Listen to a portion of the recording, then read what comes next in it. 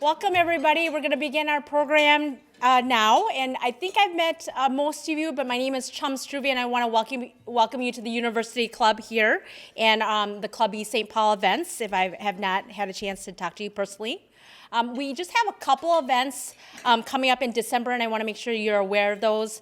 At the Minneapolis Club on December 5th, we're having Neely, who is fabulous. I've had heard here before. She's going to be talking about navigating consumer currents underway in 2020, and that's going to be at the Minneapolis Club, Club E Minneapolis, and Rick Brummelcom is here, and he's the host of that, and he's been doing that for 12 years, so that's a fabulous event. And then we're back here December 11th, which is the second Wednesday. We're normally the third Wednesday, but we moved it up a week. And that's going to be opening your business to the world. And that's going to be talking about how small businesses can expand their export business. And one of our panelists is here, Mark. So we're excited to have you in December.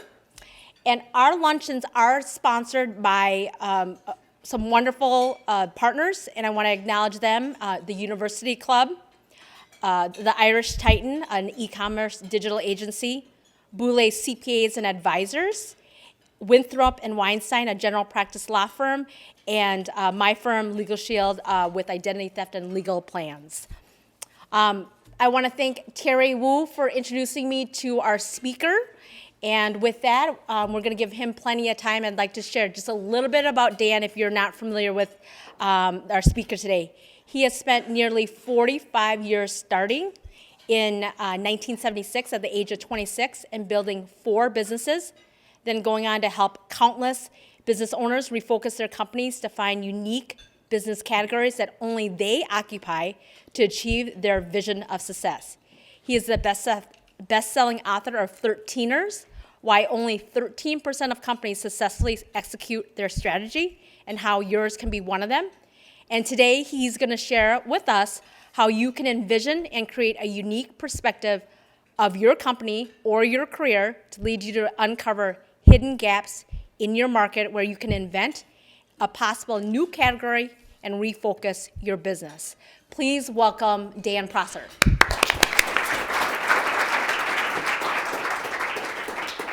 Thank you, and can you hear me back there?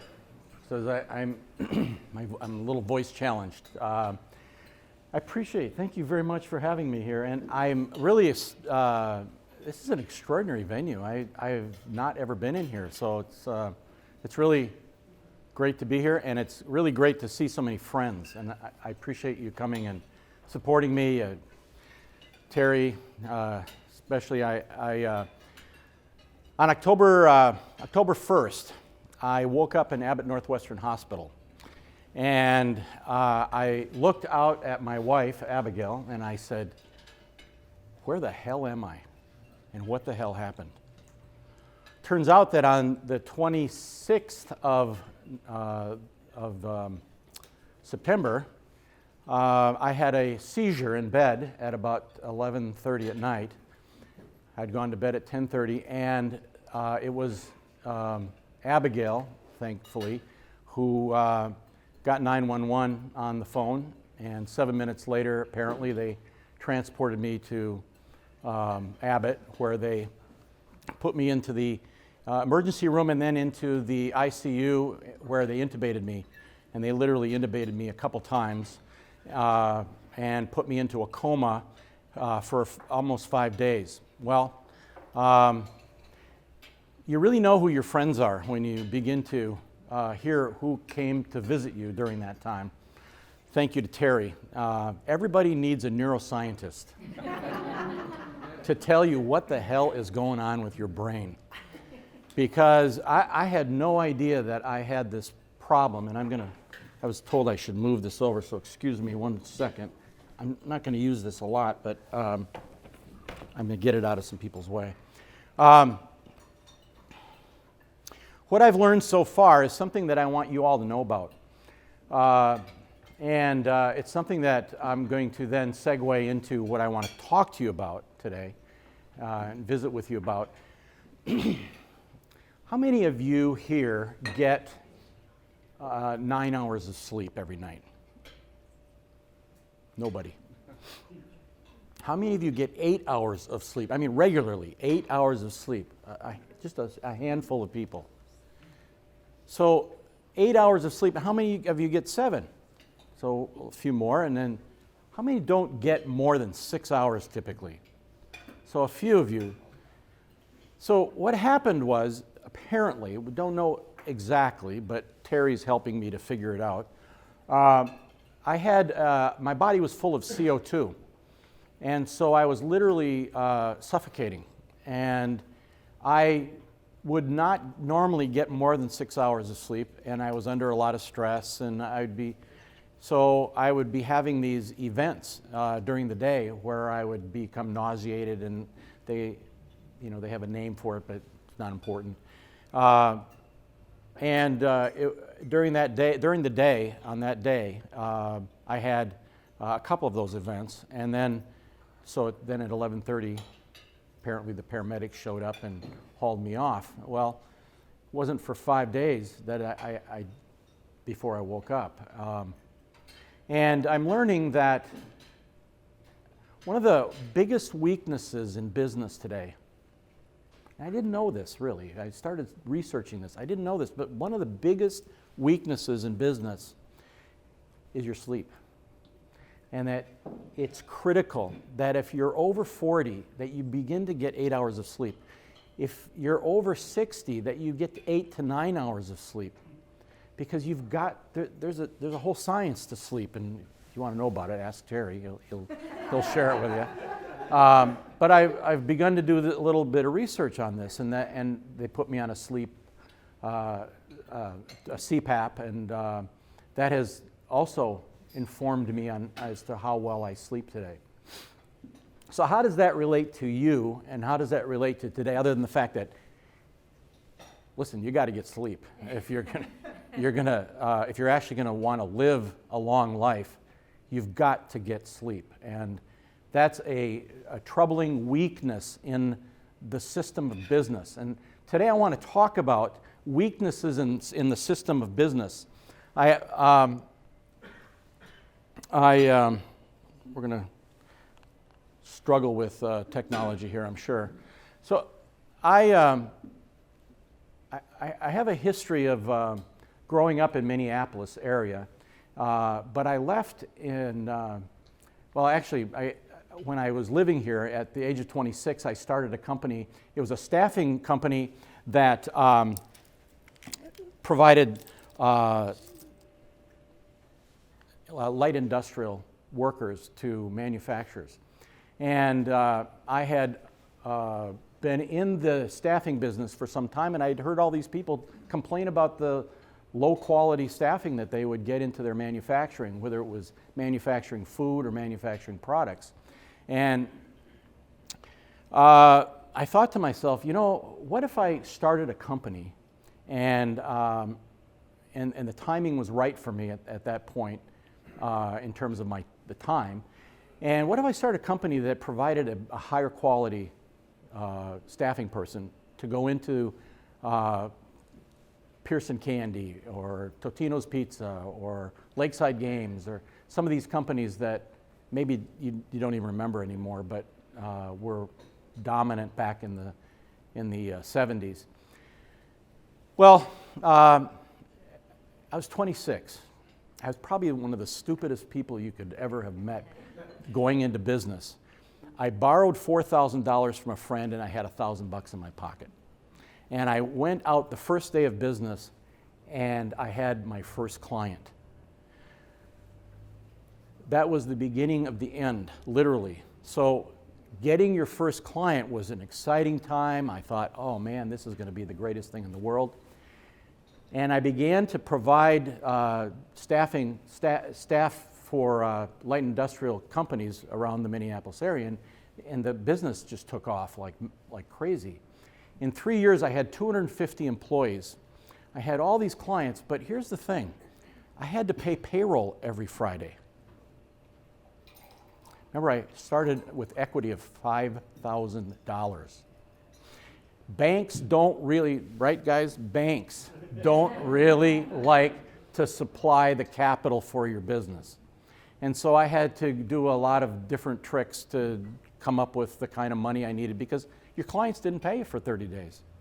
But the cool thing about this was that what I had discovered and what I realized in years later was what I had discovered was a weakness in the system of staffing for light industrial. And that's what made my business take off. Okay, so I had to sell that business. And when I sold that business, I went into the telecom industry. Anybody here in the telecom industry? Okay, well, the telecom industry in those days was just beginning, starting out as the other telephone company, pretty much, competing against the Bell. It was about, the industry is about to go through deregulation and divestiture of AT&T. So the Bells were about to be spun off and that whole mess. And what happened was I began to see that the companies that were buying this new technology would have struggles with one of the vendors, whether it be long distance, local, or equipment. And every time that they went to solve the problem, those companies would finger point. They would point their finger at the others, say, that's not our problem, it's their problem. Well, I thought to myself, well, that's an awful situation. What if I became the telecom manager for companies who can't afford to have a full-time telecom manager, but I would provide that telecom manager service, and then when they have a problem, instead of calling up one of the vendors that would finger point, they'd call me, and I would solve the problem for them. I'd call the right vendor and tell them exactly what to do and how to get the problem resolved. Well, it took off like crazy. By that time, I had moved to Houston, Texas, and I started my business there, and my primary clients were hotels. So hotels were in the business of obviously lodging, but they had a secondary business, and that secondary business was telephone. And I had clients like Four Seasons Hotels, all the Four Seasons Hotels, and they were all making over $1 million a year on telephone services, which came to a crashing end in about the year 2000. So that business took off because there was a weakness in the telecommunications system in the United States, and it needed a solution. Well, working with these hotels, I began to understand that they had a big struggle in understanding what was really going on in their business. Every month, they would get a P&L on the 15th day of the month for the month before. So that was a 45-day period between the first day of the month and the day they began to see their P&L. Anything could have happened in that 45 days. In fact, many things did happen, and they didn't know about it often until 20, 30, up to 45 days. That was another weakness that I discovered in the system that hotels were relying upon.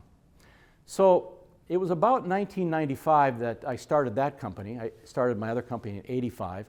And I began looking at how to support these people, how to support these companies, and then building those businesses, building the software business to provide what's called today a flash report. So every morning, my client would get a flash report. Instead of waiting for a whole 45 days, they'd get a flash report on the day following the day before, obviously, that next morning. So they knew every single day what was going on in their business, which was a game changer. It was a breakthrough in being able to understand their business.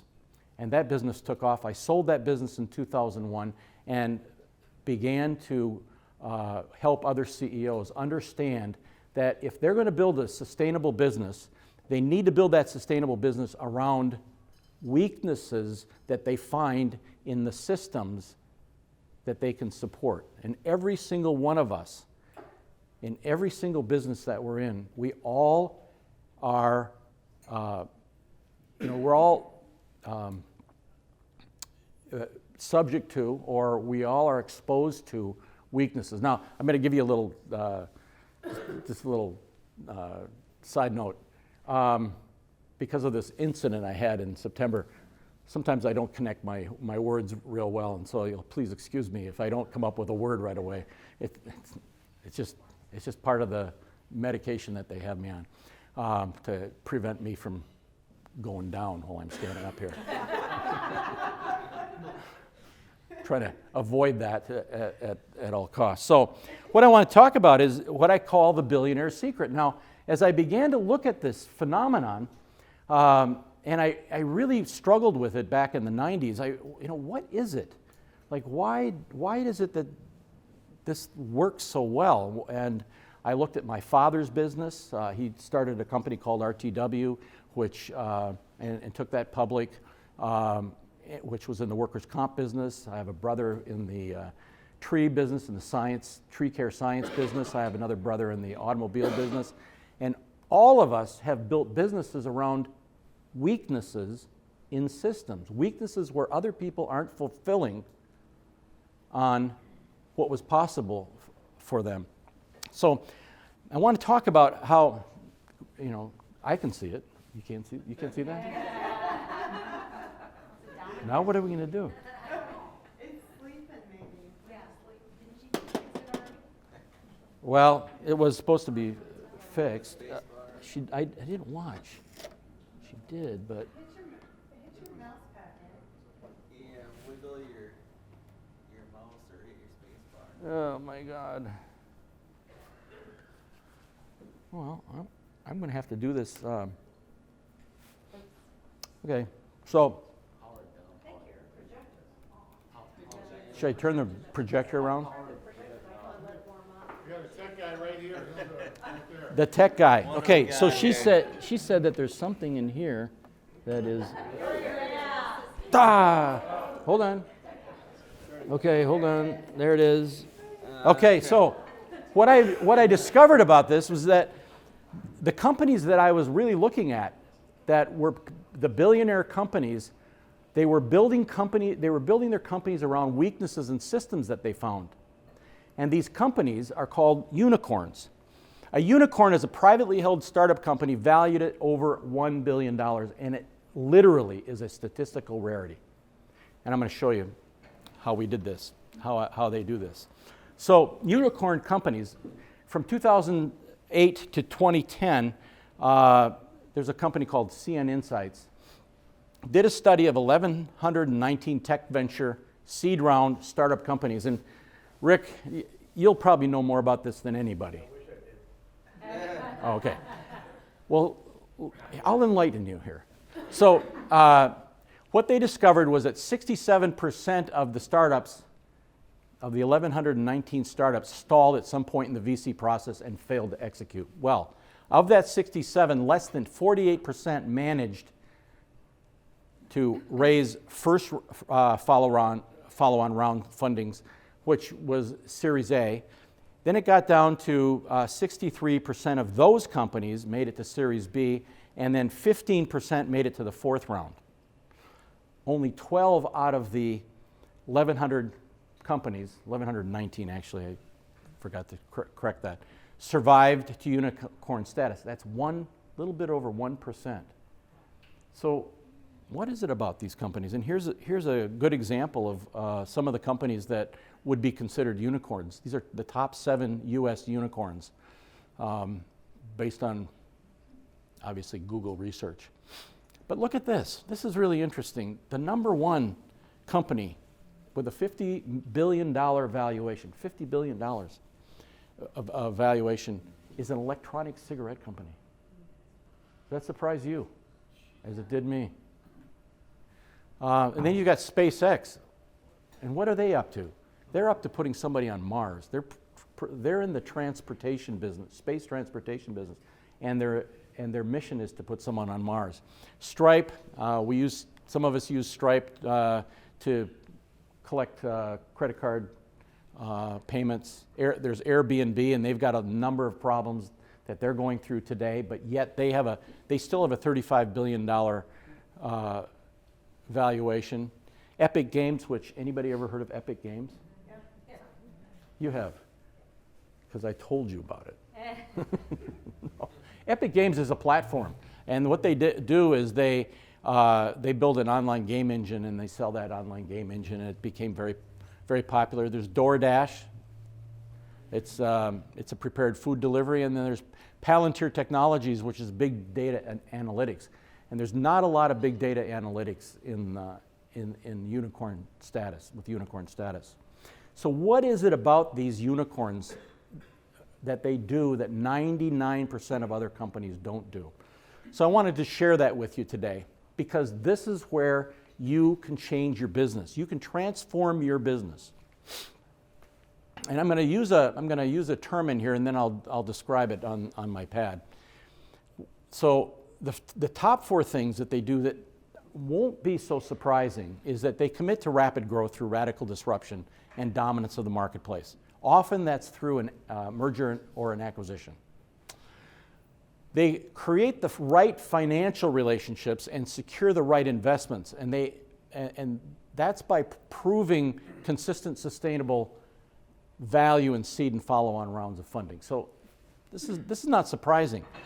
They know and they hang out with the right people, and San Francisco seems to be the place where a lot of these companies end up congregating. And then they build the right product. No surprise there, except the ideas that companies come up with, good ideas, are never good enough. All right, so the key is, so the rest of the list of what it is that happens in these companies is to find a weakness in a system that hasn't been addressed. And these companies become masters of failure.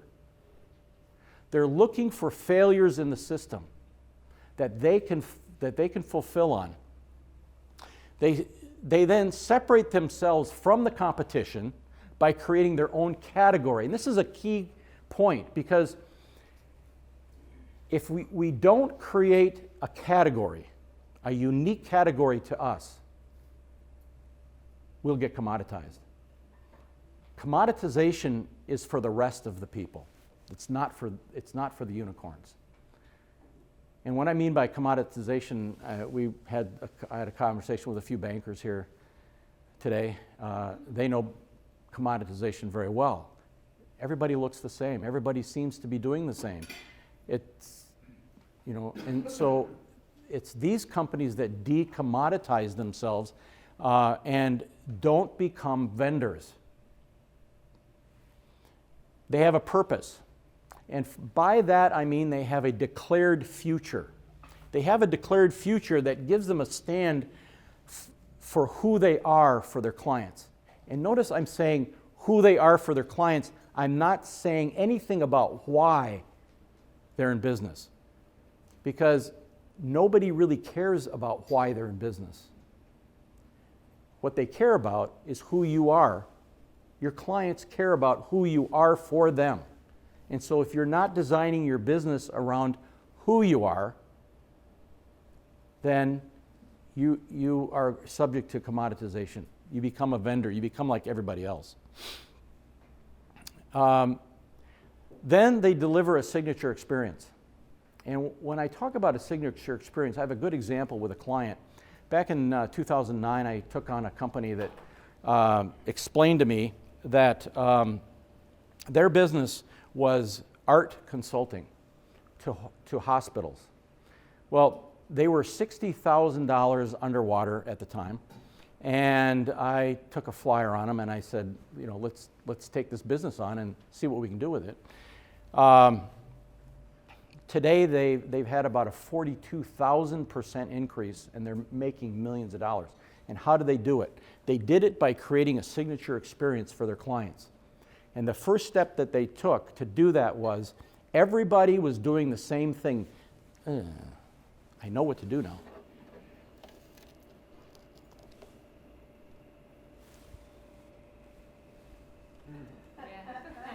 Weakness in the system.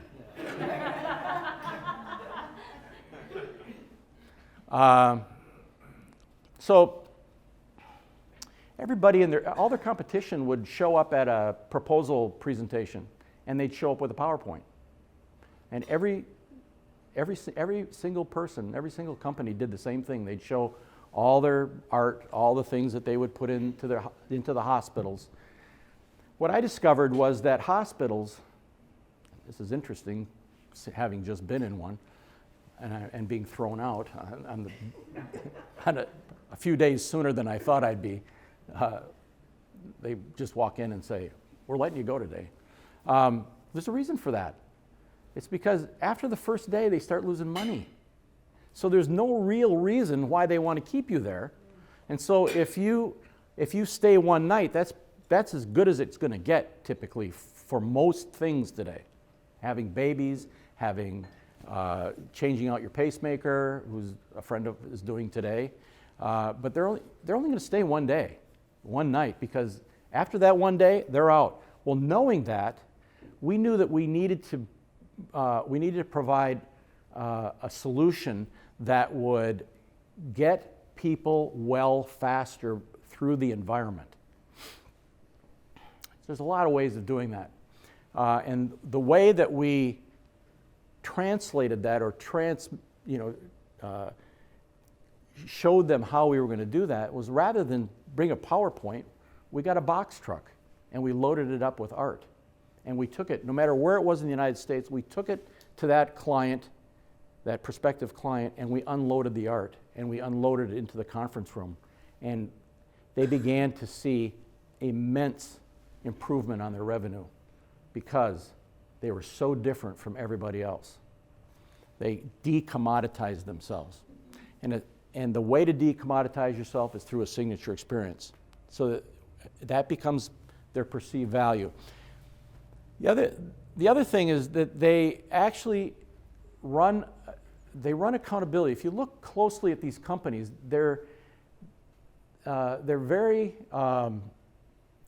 sensitive to being accountable, to people doing what they say they're going to be doing. So it's important that they not only promise to each other, that they make promises to each other to accomplish things and accomplish things with accelerated, in an accelerated fashion, but that they make promises to their clients and promises that that they can deliver or over deliver on. And then finally, they literally have a story that creates a clear message that connects with both employees and customers. So they have a message, and it starts at the very beginning, and it talks about what they saw that caused them to design and create the solution that they turned into a billion-dollar solution. So those are the things that unicorns do, and there's interesting historical unicorns. Now, can anybody tell me who invented the light bulb? Edison. He didn't. Now, we all thought that. I mean, I grew up thinking that Thomas Edison was the inventor of the light bulb. Well, actually, the light bulb was invented in 1900 or 1800. 1800. He was born in 1847, and the actual light bulb was not created until 1870. And the light bulb was the first incandescent light to be able to be manufactured, mass manufactured. Now, what did Edison do? What did he have to do with that? He improved it with it was just in the current wars. He improved the light bulb with a new filament and a technique. Exactly. To make it last. Exactly. He didn't do the light bulb because that had already been invented, and they were doing it, trying different ways of doing that. And what's interesting about this weakness in the light bulb is that there's always simultaneous invention. So if you find a weakness in the marketplace, typically you're going to find simultaneous invention going on. That's multiple people looking at the same thing. When I started my telecommunications management business, I went to a professor, and that professor explained the whole model and everything. And he was at the Hilton College in Houston, and he said, "You got to get out there and do this right now. This is a great idea because there's 8 other people, exact words, there are 8 other people who probably see this and they're going to be working on this. And I thought, 8 other people? 8 other people. For 10 years that bothered me. 8 other people are looking at this. Well, it turns out that there were other people who saw what I was doing, and then they jumped into the market and they began to compete with me, tried to commoditize me. And this goes on all the time. Well, so there were multiple people. I think there were something like 30 people trying to invent the light bulb all at the same time. Well, obviously Thomas Edison did it. He invented incandescent light. He also had 1,093 patents and he died in 1931 with a net worth in 2019 dollars of $200 million. So he wasn't really a billionaire, but if you look at George Westinghouse, who competed with him to electrify the United States, George Westinghouse invented the railroad air brake, and he also was the one that put AC current into use, whereas Edison tried to compete with him on DC current. I don't know if you know that story or not, but obviously George Westinghouse won, and he died in 1900 with a net worth of $3.7 billion. And then there's Henry Ford. This is Edison's neighbor in Florida, winter neighbor in Florida. They had their houses together. Now, Henry Ford invented the assembly line mode of manufacture with 150 known patents following that, and he died with a $200 billion net worth in today's dollars. This is the kind of thing, these are the kind of people who were looking for weaknesses in systems and building businesses around those. The most sustainable businesses that get built today are built around weaknesses in systems. Now, we call those weaknesses in systems a reverse salient. A reverse salient is a military term, and I'll draw one for you. I brought this along with me. It's a military term that describes an advancing front on an enemy. So if you've got your enemy up here and you're fighting against him, you're forming a front against that enemy, and that front is advancing towards the enemy. If at any point that enemy succeeds in pushing back, okay, creates a backward bulge in the advancing front, that becomes the weakness in the system. And this is the model that we use today, that I use today, to look at people's businesses and find out where is the backward bulge that's preventing a company from moving forward. Now stay, will you? So this is called a reverse salient. It's probably the most fascinating thing that I've ever discovered about business is this weakness. It initially was to describe the Verdun weakness in World War I, or the backward bulge or reverse salient in World War I. But it's a demonstration of what kind of model we're looking at when we want to build a sustainable, highly accelerated revenue growth company that is separate from the competition, that we can separate from the competition by creating a new category. We look at these backward bulges and we find where the weaknesses are, and I point clients towards these backward bulges. Most companies that when I first talk with them about this, they don't like to look at gaps, but it's gaps.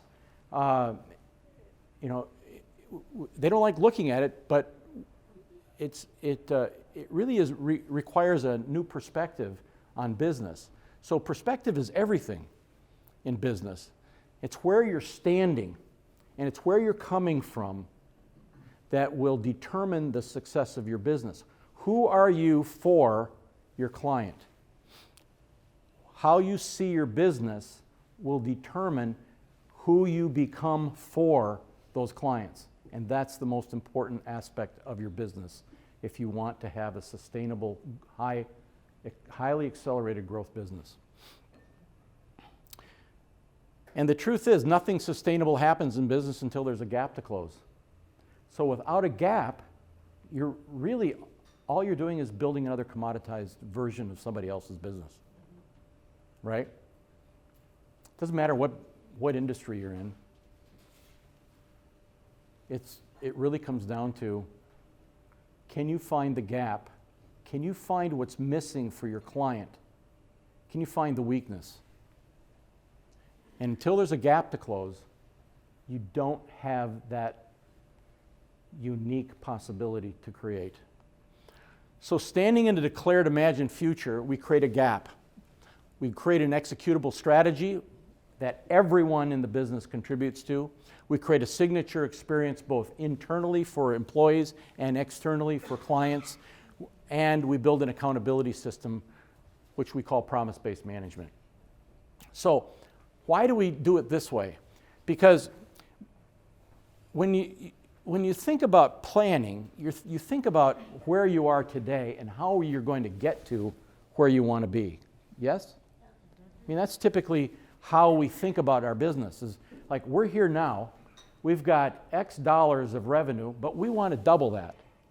Well, what we have found is that if we stand in a declared or imagined future, and we come from this future and we look back at the past rather than stand in the past and create more of the past in the future, but by standing in that future, we can ask a whole different series of questions. We can ask the question, how did we get here? And the answer to that creates a strategy. Or we can ask, what's missing? That if it wasn't missing, we'd be in this declared imagined future. So there's a different perspective. And that's how perspective impacts strategy today and execution. So if you're struggling with execution, you're struggling getting your execution off the ground, your business off the ground, getting it to the next level, you might look at how you're looking at your business. So let's talk about closing your gap. This is where you might want to make some notes, because I'll give you a few things to think about in closing your gap. And we've got about 5 minutes. In what ways do you appear as the same or similar to your competition in your prospects or your client's eyes? So from the perspective, again, of your client or your prospect, what ways do you appear the same? Where are you being commoditized? Where are you being a vendor to your clients that can be replaced very easily, typically in price competition, right? Isn't that where most of us compete? Price competition? Not most of us, but many of us compete in price competition. Someone want to stand up here and hold their finger on this one? That would be all right, let's hope. This is not a really sustainable device, I just have to say. There's a big weakness, and it's causing me to spend a whole lot of time on the weakness. Are you treated as a vendor or as a key partner to your clients or prospects? Look at your business. Are you replaceable? Or are you creating a signature experience that they can't get anywhere else? Are you categorizing yourself along with everybody else, the way everybody else describes what they do? Or are you creating a category that is just yours, that eliminates the competition, separates you from that competition? Because until you do, you're just another commodity. You're just another storefront. You're just another bank. You're just another whatever business you're in. You're just another CPA. But it's when you deliver that signature experience. In order to get to that point, you really got to get a different perspective on your business. You've got to find out what business you really are in. And we just don't have the language. We don't often have the language to be able to articulate that. And I can kind of see your brains. I can see your eyes going, how can I differentiate myself? I'm in the, I have a workout business, or I have a CPA business, or I have a bank business. How am I going to separate myself from the competition? Well, here's the thing. It's not what you say or what you do that's sufficient. That is insufficient to make any difference in the world, what you say and what you do. Surprise. It's who you are, and it's who you're being that makes the difference. So that's what separates you from the competition. I'm going to move a little quicker. In what ways are you remarkably different from all the other choices in your market? You want to start thinking about who you're being and how different you're being, and what are the aspects of your business that are sufficiently different to separate you from your competition. Then what are the reverse salients? What are the gaps? What are the backward bulges, the weaknesses that your client or prospect clients face or experience with their clients today? So it's not just good enough for you to look at your client. You've got to look at what's the experience that your clients are delivering to their clients, and how are you impacting that? So, or you can say, what are the primary weaknesses, the gaps that your prospects, your clients are dealing with within their business? Then what would a disruption to the current relationship your competition has with the marketplace look like? What would that disruption look like? How could you disrupt the commoditized industry that you're in by separating yourself into a new category that excludes the competition and deliver a signature experience that nobody else can deliver, and deliver it consistently and sustainably? What could you deliver that? That tape is just not doing the trick. What could you deliver that would, let's see, what could you deliver that would give your prospects more power, influence, or weight with their clients? So if you're going to solve a problem for them, how do you enhance their business in such a way that you give them the power and the influence to give them a leg up on their competition? And it's going to be an experience. So here's the take home. Business strategy creates freedom and power in 4 steps. Create a new perspective. Find where you're standing. Get a new stand. Who are you? Who are you for your clients? Where are you coming from? Uncover the conversation in your business that holds you back. You have an internal reverse salient. It's negative, and it undermines and sabotages the performance of the people in your business. It could be undermining you in your business. And it's a conversation. Identify the internal gaps. So you want to reinvent your category, and then you want to close the gaps through execution. 87% of companies fail to execute their strategy every year. And the reason they fail to execute their strategy is because they haven't separated themselves from their competition, and they haven't taught the people who are delivering, who are client-facing and delivering services to their clients, the story that separates you from everyone else. All right, so I just want you to know that I've got a workshop coming up on January 14. It's the category workshop for CEOs, and to me, it's the most incredible and interesting experience for 2020.